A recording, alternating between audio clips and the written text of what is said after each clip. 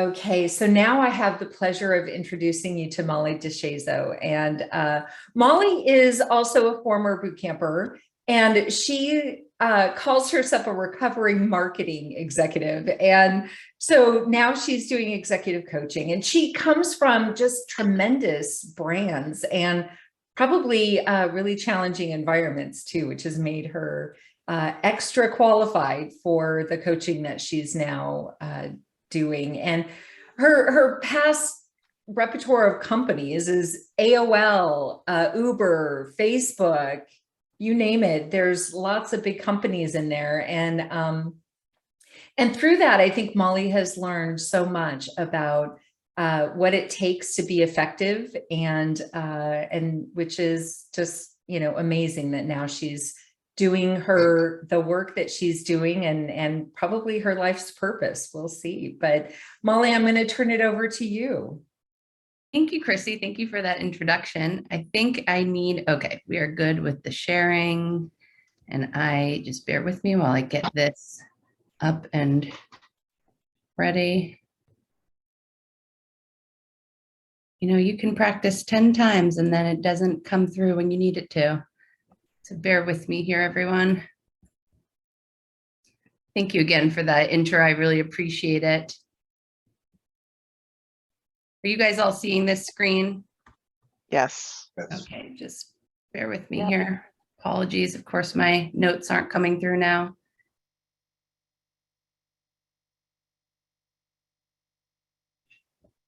I'm so sorry to delay this a little bit. Hold on tight 1 second.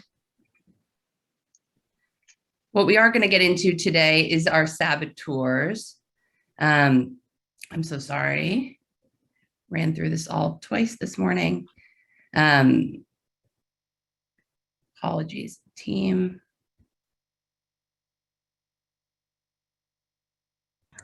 Hate to have a flub with you. Do you mind if I run it through like this? Can you see okay? Is that all right? Yeah, it's fine. Okay. Is that okay with you? Yeah, it's a little bit small, but that's okay. Okay, I want to make sure I can deliver for you. Thank you for your patience. Like Christy said, I'm Molly DeShazo. I'm a longtime marketer in tech turned executive coach in the Bay Area. Probably most importantly, a PRG bootcamp graduate, and I attribute this moment in time as a very important milestone for me, and very much want to give back and give forward here. And I'm very, very passionate about all points on the career transition journey. And so really just wanted every opportunity to come be a part of this group today. As Christy mentioned, I was a part of Uber. I was early in my career there, early at Uber. I was their first chief of staff. And then I went on to build a number of teams on the marketing side. I also was in venture capital and at Meta, previously Facebook. One of my career highlights is negotiating with Beyonce. But I bring that up because my career is really one of having the good on paper problem. I tell you this because things are not always as they seem. I had this great career, but I felt totally unfulfilled inside. Outwardly, things looked very together, but inside I felt very lost, anxious, and honestly ungrateful for feeling that way to some degree. And summing up years of work, working with coaches, taking myself through a number of processes, it was important to me to understand my motivators, my values, strengths, and clearing out a lot of other voices, these shoulds, to get what I wanted out of my career. And really my last stop was boot camp before I got where I needed to go. And I'm not telling any of you here that this is your journey. I'm just telling you this so you know mine and the place where I'm coming from. And now, as Christy mentioned, my chapter 2 is executive coaching. First and foremost, I coach for people at every level, trying to make the foggy clear, getting unstuck, reaching their goals. More granularly, those are typically CEOs and their executive leadership teams. Really, frankly, for those people asking, what is coaching? It's people grappling with big questions, whether it's about career transitions or challenges relative to leadership and their teams. I dropped this little Pathfinder program here as well. This is a program for, frankly, past Molly and maybe some folks in this group, folks trying to figure out in some form of transition relative to their careers. I say grappling with anything from the small question mark to the big question mark. The small question mark being, what do I want to do next? Or I need some interview prep to, I have no idea what I want to do next. And, I've been there and worked and developed a number of processes for sorting that out. And this is an 8-week boot camp to help people get some clarity and have a thought partner and have an accountability plan, so we're not just flapping in the wind. And the work there is really to go deep quickly, build an accountability plan and action for results. So I dropped that there just so you have a sense of who you're talking to today. So, I'm curious, what's your inner narrative going on right now? I'm not sure of each person's what's going on personally. A lot of people I know who were in boot camp, at least when I was in there, I did not feel like myself. I'm someone with a decently positive outlook, and there was still a low hum of negativity. For me, it took the form of anxiety, doubt, worry, and being really controlling with myself. Career transitions, even when we choose them, can be deeply uncomfortable. And sometimes we turn into unrecognizable versions of ourselves when we're stressed. Maybe you feel that way, maybe not. Maybe people in your life have given you that feedback and you're not ready to internalize it. Just, something to ponder. And, this is really because the volume gets turned up on the most negative, sabotaging side of our brain, which can take many forms, right? Anxiety, doubt, stress, avoidance, questions of our worth, worry, shame, anger, disappointment. Show a thumbs up if that's happening for any folks here. Maybe I recognize it's 8:15. We're not ready to drop into those feelings yet, but just, nods or take it in if that's how you're feeling. Don't worry, we're not going to stay super negative all morning, I promise. I want to ask you instead, what if you could go through this next chapter feeling a little less anxious, more at ease, optimistic, and capable feeling about the outcome. At the very least, understanding when and how that negative self-talk is running your show and how to manage it better. And I recognize a lot of people here are in career transition. This kind of negative self-talk can rule us at any stage in our life. So this is really for everyone. And today I really want to help you examine and learn a bit more about that today, of how to manage those narratives. So how are we going to get there? First, I'm going to take you through the research to show you that this isn't just about trying harder, enabling positive thinking, or using the law of attraction. This is not a knock on any of those modalities. If they're working for you, that's great. But this is also to show you that this is grounded in years of evidence-backed research. We're going to go a layer deeper to understand our saboteurs, both in theory, and show you how they come across in our own lives. This is a quick heads up that some of the work around the saboteurs, both today and then if you do the assessment, does go into our origin story. It talks about our coping mechanisms that are born out of when we're young and when we didn't really understand what was going on. And that can be a tough pill to swallow and look back on.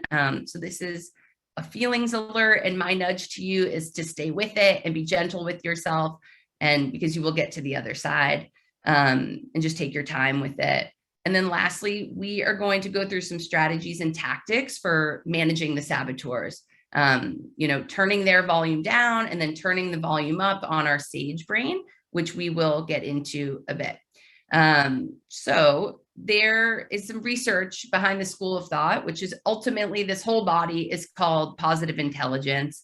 And it's named by a researcher named Shirzad Chamine, Stanford professor, New York Times bestseller, entrepreneur, pretty busy guy. And it's research grounded in neuroscience, cognitive behavior psychology, performance science, and positive psychology. And where he netted out is that in every human's brain, nearly constantly, there is a battle happening between two voices. And one is that there's a voice that serves you, and others that there's a voice that sabotages you. And all of us, to some degree, have this going on. And really, we operate from each part of these brains. Different chemicals, different pathways are happening that produce different emotions. And what this whole body is called is positive intelligence. And when we are operating from our sage brain, is that the amount of time we are able to respond to life's challenges with positive, growth-oriented joy and fulfillment, rather than restrictive, stagnant, and limiting beliefs. That is what we are after today. That I know sounds really theoretical. I dropped this slide here for folks because when I was training as a coach at Columbia, they threw this up almost every day as the first slide because we were all really anxious to do well. And it was really helpful to understand what state we were in. And maybe you see your narrative here of, I have to know what's happening. I have to focus. I have to, basically, versus I'm curious. I'm just wanting to know the cause and effect. I'm rewarding myself for learning. It's not about failure. This is all part of the process. So this was an important learning for me. I share with basically everyone I can meet of, can you notice when you're an anxious brain versus curious brain? And that's what we're really about here, and trying to get to that curious brain as frequently as possible. So we want to get into the origins of our saboteurs a little bit. There is no judgment here. We all have them. Even if we grew up in a perfect childhood, we all develop coping mechanisms along the way to some degree. Saboteurs start off as our guardians to help us survive in the real world, to survive against real and imagined threats to our physical and emotional survival as children. But then by the time we're adults, we no longer need them, but they've really become invisible inhabitants to our minds. A lot of people ask, and we'll get into the details of the saboteur so you really know what we're talking about. A lot of people say, isn't it good for me? For example, your judge tells you that you're constantly pointing out your mistakes and your shortcomings, causing you to improve and achieve. But my question is really, how long do you need to put your hand on a hot stove to take corrective action? Really, the net is that negative emotions tell us lies. If we stay stressed, frustrated, unhappy, we are going to be tunnel visioned. We are going to be in that anxious brain. We are going to have negative emotions, and those are going to limit our ability to think creatively, clearly, problem solve. It's going to really limit us in terms of being empathetic, curious, and taking focused action. The headline here is really that left unchecked, long-lasting negative emotions hold us back.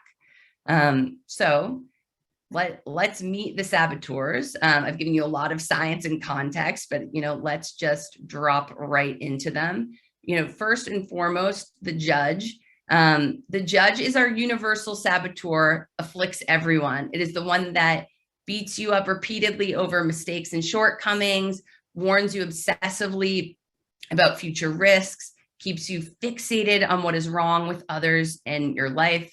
I made a commitment to myself in this presentation. I was going to lead with vulnerability. So the name of my judge, who I've named all of my saboteurs, is the hole poker, because I find that my judge, if someone has an idea, if I have an idea, I find the thing that is wrong with it first. So that's a little bit about my judge. The judge really is the boss of the 9 accomplice saboteurs. And these are the voices in your head that generate negative emotions in the way you handle life's everyday challenges. They really are these automated patterns in your mind for how you think, feel, and respond. They cause a lot of your stress, anxiety, self-doubt. and they sabotage our performance. We can go into more detail in a minute, but if you see these names, see if any of these traits sound familiar: controller, pleaser, hypervigilant, victim, restless. And the judge is really the activator of these accomplice saboteurs that hijack our minds. And it sounds corny, but after getting used to this pattern thinking, we believe this is us. Some people wear it as a badge of pride. I know I have, but they aren't us, and they allow us to miss who we really are and how we can do great things without them. Just going a layer deeper here, I could do a whole presentation just on the traits, characteristics, origins, and lies that each of our saboteurs tell us. This is a bit more on each of them.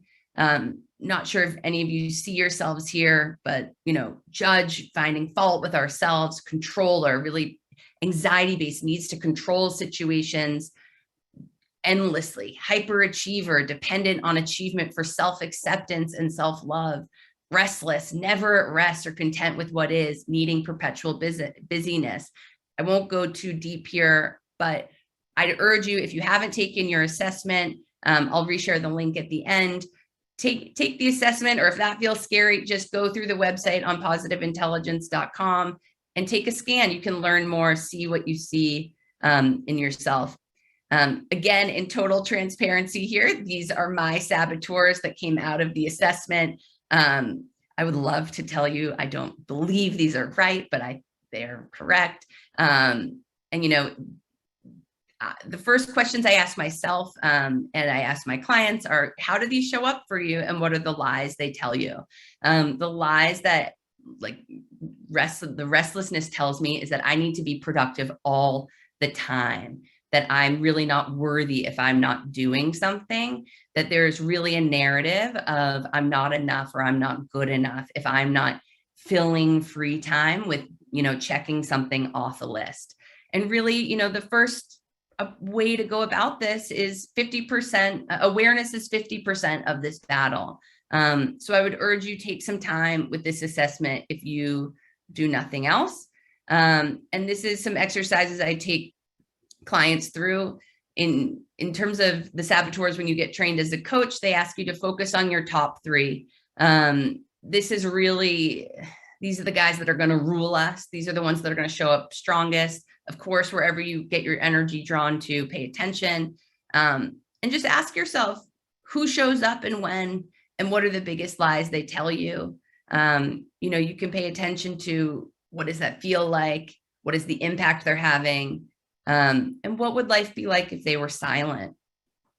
So before we move on to the next phase, just quick energy check. I want to say thank you so far for being with me this morning. I know this is not a super fun Friday morning topic so far, so thank you, and just shaking it off a little bit, getting the saboteurs out of our body.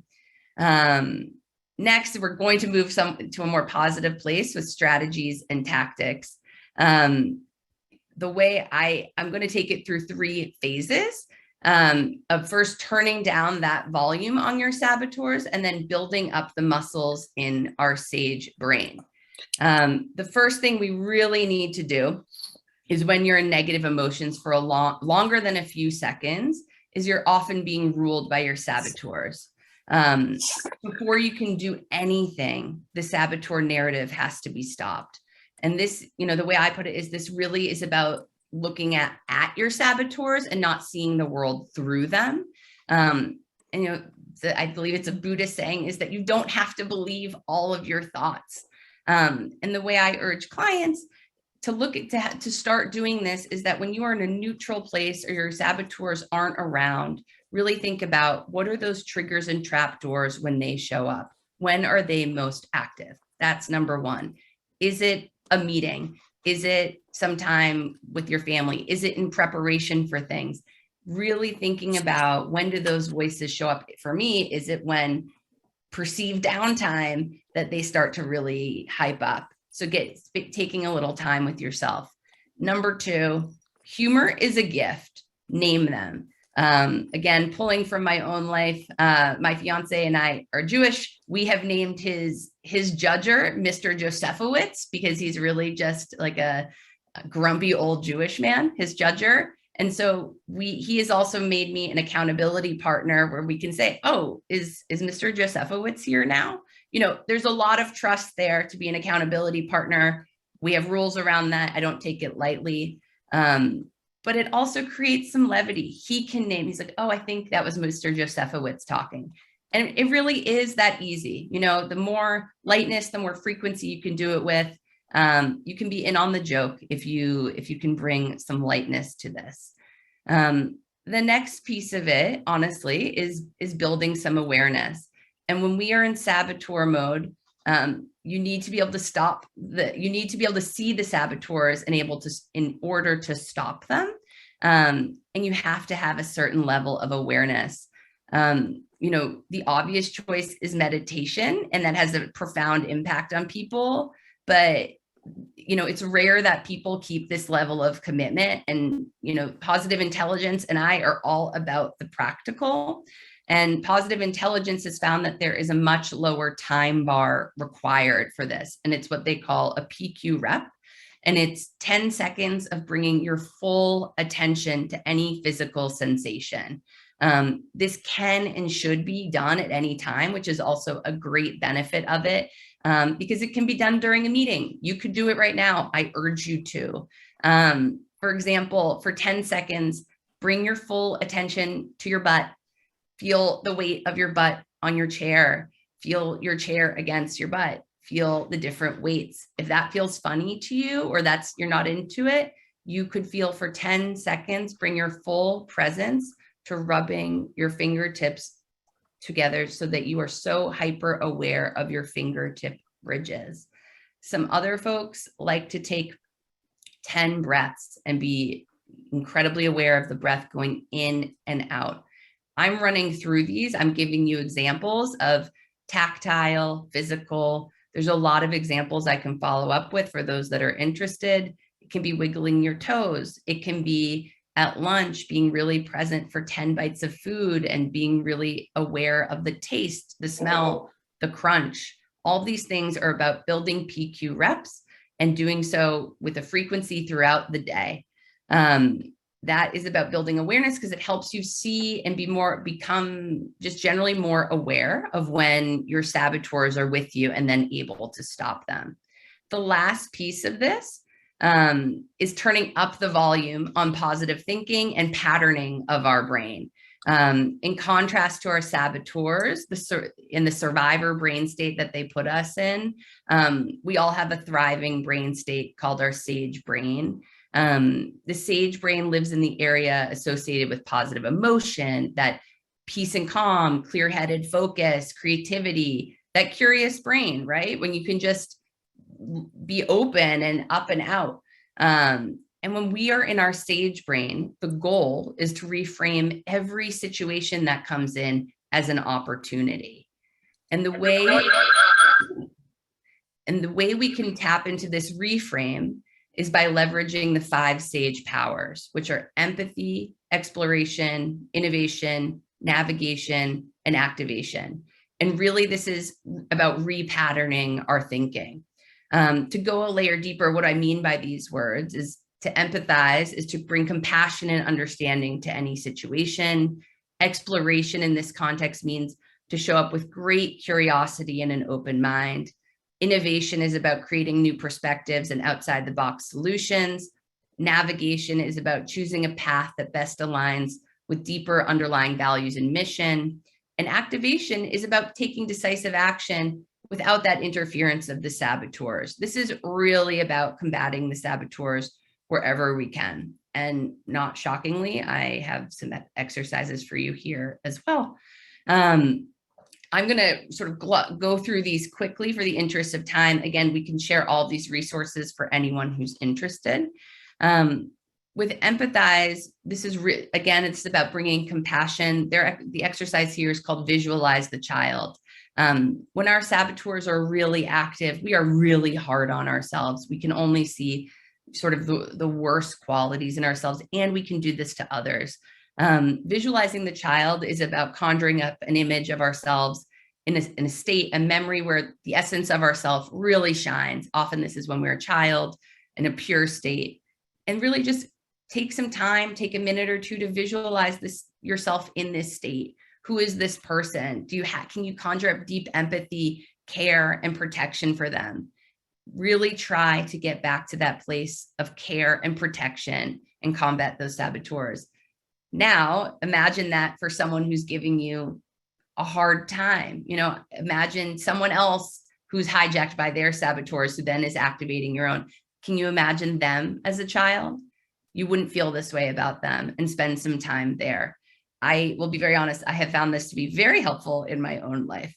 The next one, exploration. Again, I mentioned my own hole poker, seeing the problems first.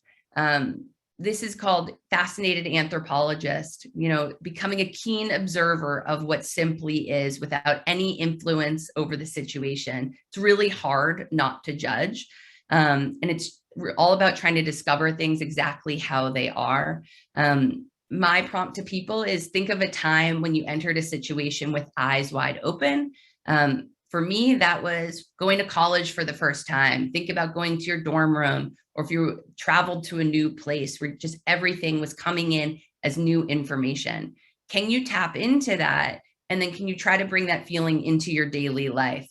Do it on a walk, do it with a cup of coffee. Can you do it in a one-on-one with a team member in an entirely new way? The next one is innovate.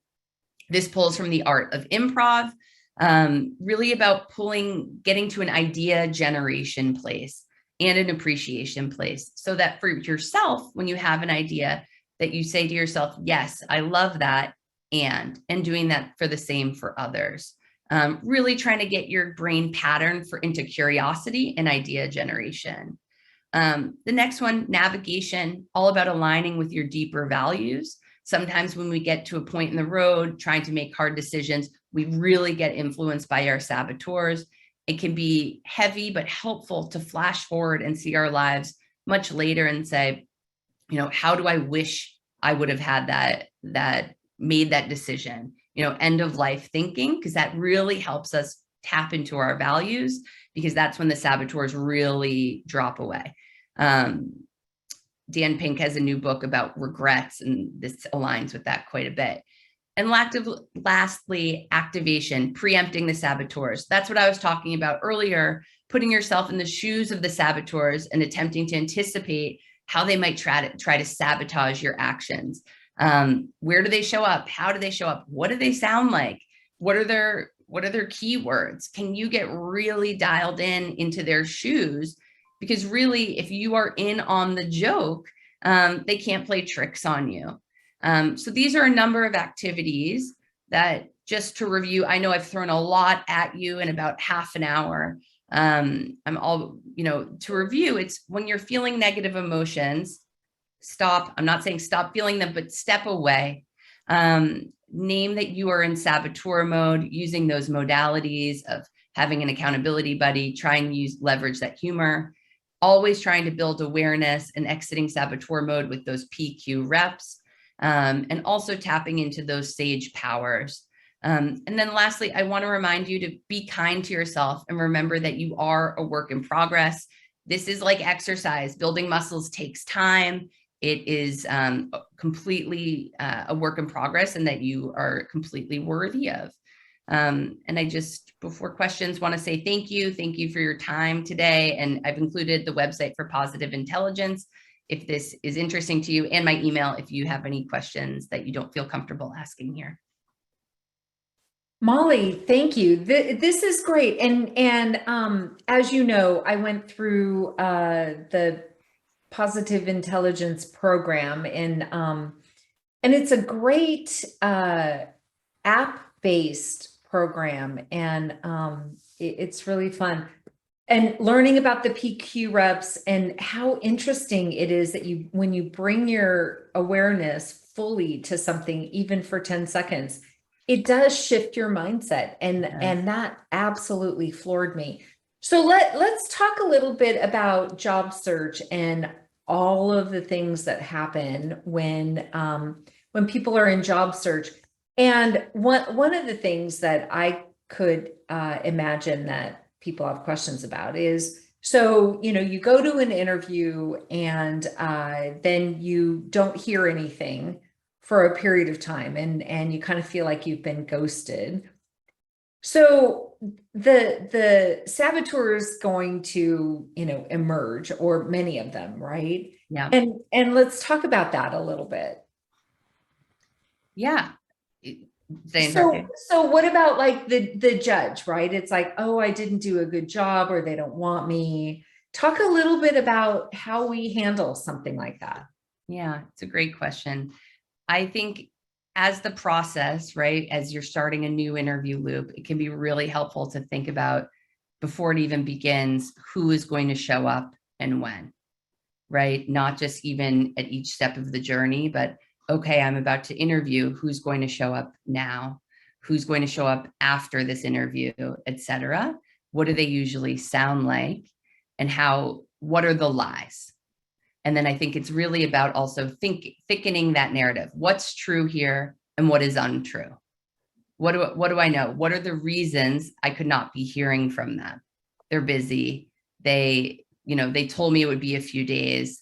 I am taking this incredibly personally, because it matters so much to me, but I know they will get back to me. Things like that, really getting ahead at each step of the way, understanding that the saboteurs are ruling me, and building yourself a self-care process at each step of the way to ensure that you are staying above those unruly waters. It's interesting because so first it needs to be a tool in your toolbox that you go to. Yeah.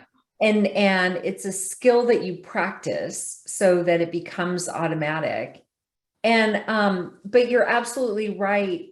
And I like the suggestion of getting in front of it. Mm-hmm. And because so many people automatically go to, we're wired for that. We automatically go to, they don't want us. Mm-hmm. And let's follow that path a little bit further. So they still don't get back to us, even though we've responded.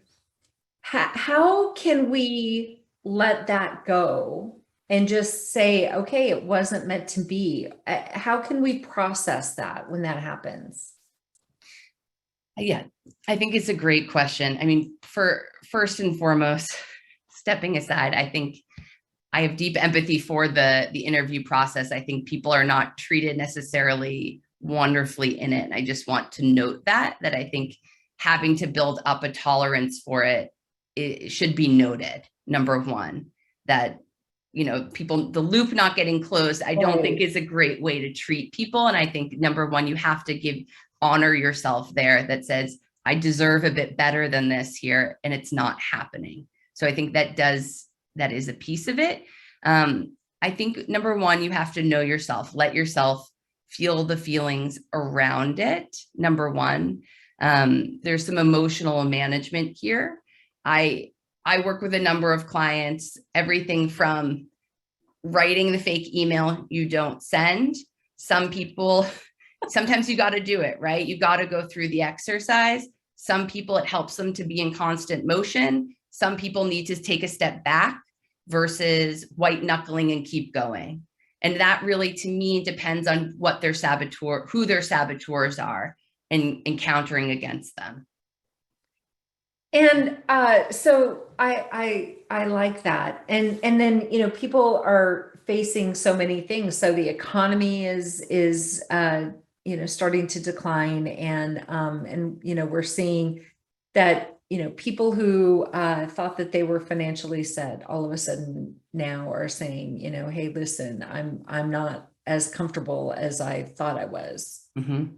What are some things that people can do? So it's the awareness and knowing where your saboteurs or what your saboteurs are, but that whole thought of, well, I didn't think I had to go back and find a full-time job, but now I'm finding I do. Yeah. So apologies. What is the question? So how do people handle that? What are some other ways that they can think about that? Yeah, I think disappointment is always a piece to process. And I think the saboteurs can be really helpful, especially in these times of great stress. I'm here. I really think it's important to honor it, that there's disappointment. Of course, those saboteurs are going to be strong. Those PQ reps can be, as you and I both know, I am the first to admit I fought it when I was training in positive intelligence, and they can make a world of difference. Number one, when we are in times of great transition and upheaval.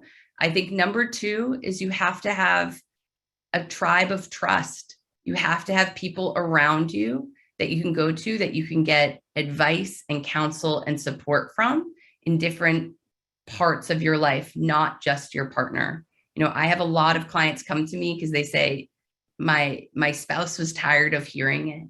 And, people, I'm a big fan of therapy. I have a therapist, but therapy isn't always about action, right? So you need people, whether it's a coach or someone else, who's also going to hold you accountable. Oh, okay. So, Molly, can we stop sharing the slides? I want to Sure. pull our gallery up. Yep. And then have people ask questions. So if you have a question, raise your hand and we'll call on you. And but that tribe of trust, Noelia commented, that tribe of trust is, I think, a really good concept. And especially if other people know about the positivity, the positive intelligence. Shirzad Shamin did a masterful job at writing the book and really understanding how the brain works. He's brilliant. I continue to be blown away by him. Yeah. Chris Hickey, go ahead and ask your question. Hi, Chris. Hello, everybody. I think this topic is absolutely fantastic. And as a person that's fairly knowledgeable of some of the recovery programs that are out there and other things, I mean, these types of internal workings of the brain and our saboteurs is something that a lot of people struggle with, especially if they're going through some kind of substance or some kind of other non-coping avoidance behavior with life. So I mean, this is so important to have the awareness of this. And I mean, what I've personally learned, and wanted to get your thoughts on that, is just, I've realized that once I do the best I possibly can, writing a great cover letter, trying to connect with somebody on LinkedIn, trying to tap into my tribe of trust, sending out the resume, I let go of it at that point. I mean, I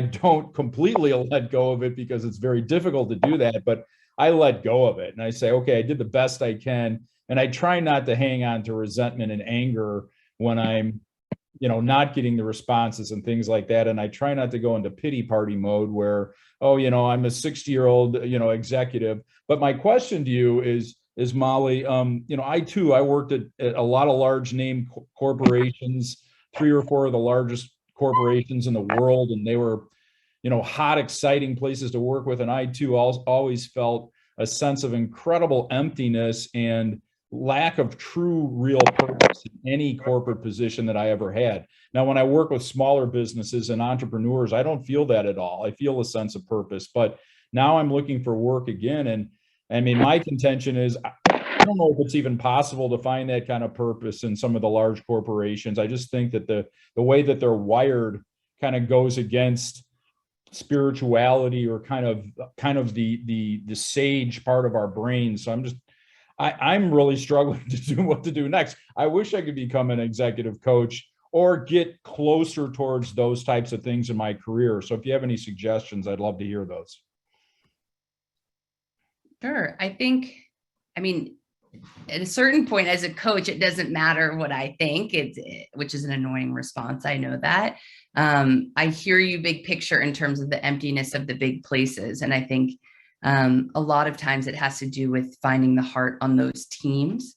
If you were looking at big companies, I'd be curious if we were, having a longer conversation of, the why behind you were looking at those larger corporations and why you felt like you needed to, if you really were having resistance to it, versus the smaller places where you felt drawn towards and felt that natural pull. I found had so many disparate experiences, big and small, that for me, it has been about the people, and really not about the values on the wall at all, because I have a lot of opinions about that. Who else has, oh, Allie. Good to see you, Allie. Oh, same here. Molly, I got a question. Does it help to ask the employer about why you were not, for example, selected to go from Saboteur brain to Sage brain and try to get an answer from them instead of just being in kind of a dark blind side? So on paper, yes, I think there's a lot of articles that say that. But what I have seen with some clients over the last year is that companies do not have an upside in doing this. So they really will either oftentimes not respond, or give such a generic response that it doesn't really give you information, that I think it could just underscore the situation you're in, or so much time has lapsed that you've gotten yourself to a good spot and it just reactivates it. So I used to be very much about getting the feedback, get as much information as possible. And just what I've seen anecdotally has pushed me to the other side, unfortunately. Got it. Thank you. So when they don't give that feedback, how do you process that? Yeah, that is a tough one. I'm a big fan. I know I hammer this because I think interviewing is such a singular act. Finding other sources to get feedback. The more vulnerable we can be, that whether it's a tribe of trust or having people in your network, former colleagues, can I do a practice interview, recording yourself. If you're having resistance to that, ask yourself why. Can you push through that? Can you do one of those two things? The more frequently you can do this, the more information you can get. I know it's really uncomfortable, but you will learn something if there's someone you trust who can give you feedback. You don't have to trust them infinitely, and you don't have to do a 30-minute interview with them. You can do 10 minutes. You can say, ask me these questions, and 2 I don't expect. Take them out for a coffee, send them, a succulent as a thank you. People inherently want to help each other. It's why we're all here. That is write that down on a Post-it if you need to. I think sometimes when we're looking for jobs, we can forget that people inherently want to help. That's a really good point. Glennis. Actually, I was going to ask the question in a different way, instead of the negative in terms of asking what went wrong. How does, since everybody's in, or at least many people are doing this right now, how do you bring your best self to the interview? Forget the after. How do you come and approach it with your best self? Yeah, that's a big question. I think there's a number of different ways to go about it. I mean, I do lots of different prep with people on this. Everything from the physical, which, sounds funny, but, power poses and all of that good stuff. But I work oftentimes with clients in really knowing their blurb and how they speak about themselves, to having examples they can conjure up that are adaptable and that they can really mold fit to questions that really feel authentic to them.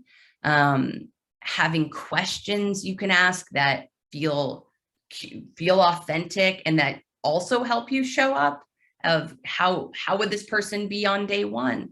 And then I'm a big fan of also researching. So I think there's a lot of different ways to show up in an interview that are sort of physical, emotional, interpersonal. But that's a quick answer for a big challenge. Molly, what comes to mind? You showed that slide about the sage brain and getting really curious. It's almost like, because Glennis brings up a really good point. how do you really focus on the different aspects of your sage brain and, curiosity, innovator, and things like that. So if you walk in that sage mindset, then, and I'm curious, I wonder, would it help, I do believe it would help during the interview, but would it help afterwards when you're not getting the response that you hope to get, whether it's no response or not the positive response, to move forward? I think these exercises that we've shared today would be really valuable to be doing pretty much daily, both the PQ reps and picking from one of the 5 sage powers and either doing one each day or picking a theme for the week and paying attention to how you feel on the other side of, sort of knowing what gets in your way in an interview, if anything, of do you get nervous? Do you, whatever it is, do you talk over people? Are you not listening? I'm making things up, I'm not sure. Are you not getting the cues? And pick one of the 5 sages to really hone in on, or just pick one. They are all beneficial. So what, now, and another thing that somebody asked me directly through the chat was, what about the inability to just take action, to start a job search? Yeah.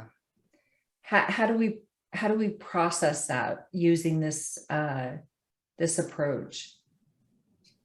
I mean, I would start and spend some time, number one, looking at whose voice is that, which saboteurs are coming up, spend a little to slow down to speed up in terms of who is getting in the way there, and really understand what lies are they telling that person.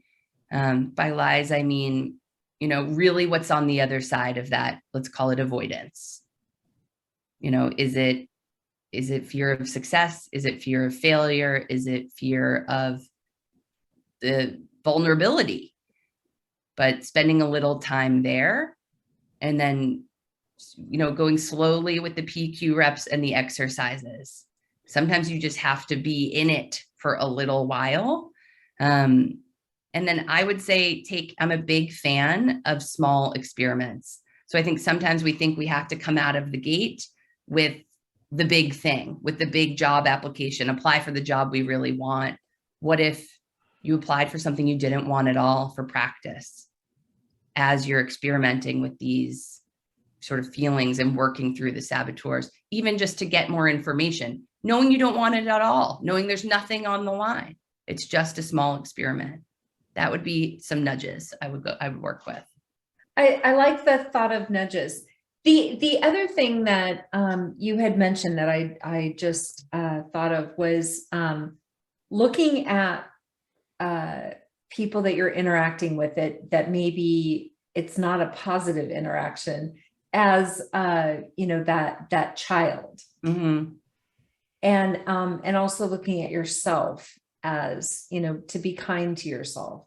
What do you see in that child? Because everyone, when they're 5, they're a good person and easygoing and carefree, and, or most people anyway. And so if you look at people like they were a 5-year-old, that's helped me in my life too. You look at somebody and it's like, okay, well, I remember when they were 5 and they, didn't have that ability, or they weren't that person that was unkind.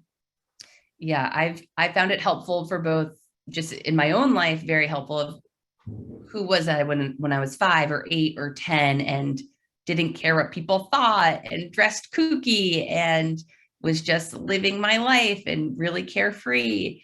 And then for people that drive me a little crazy, thinking about them in the same way. And, what saboteurs are ruling this person right now? You know, what